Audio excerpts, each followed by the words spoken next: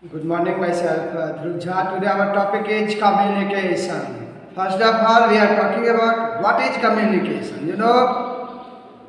Communication is the process of sending and receiving message. It also means, exchanging ideas and information with others. So there are many ways to communicating with people living in our country and those living abroad. So in ancient times, written messages were sent by runners or horse riders. Pigeons were also used to communicate with people living at faraway places, such like, now we have other fast and easy means of communication, such like postal service. So the postal service is still the most popular way to send and receive messages. We buy inland letters, postcards, stamps and envelopes from the post office. We write letters and put them in a stamped envelope. Then we write the complete address on it and send it.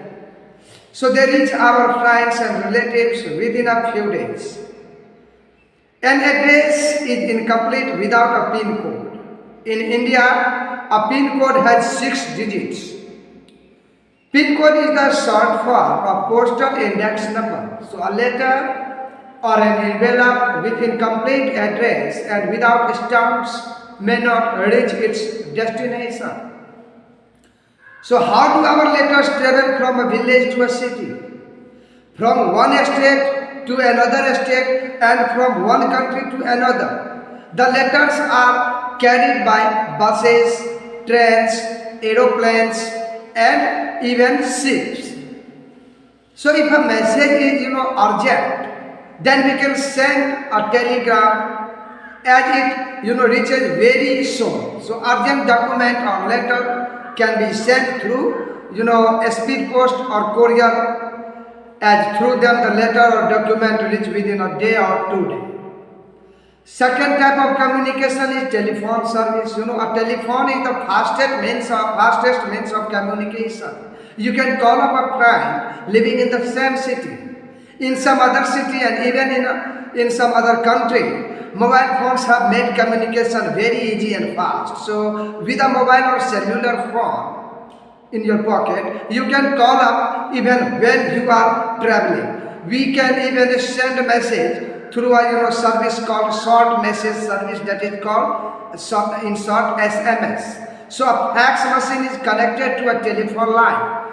It is used to send written message, documents and photographs to someone instantly. Now we are talking about satellite.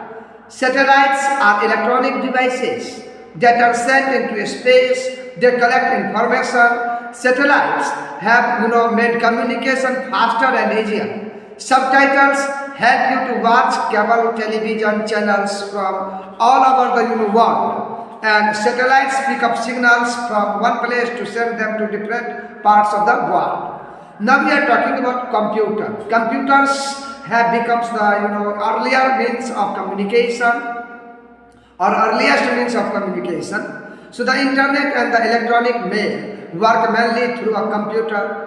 The modem picks up signals for the internet service to make the email work. And internet can be connected through telephone lines, satellites and special cables. So internet gives you access to news, weather, forecast and information on almost all topics. So we can also send video, pictures, letters and book from one computer to another. Now we are talking about e-readers. The e-reader is a small gadget on which one can read books.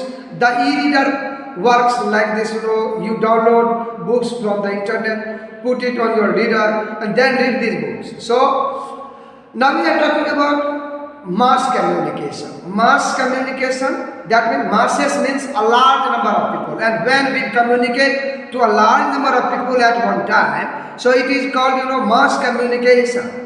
Such like newspaper, magazines, radio and televisions are means of mass communication.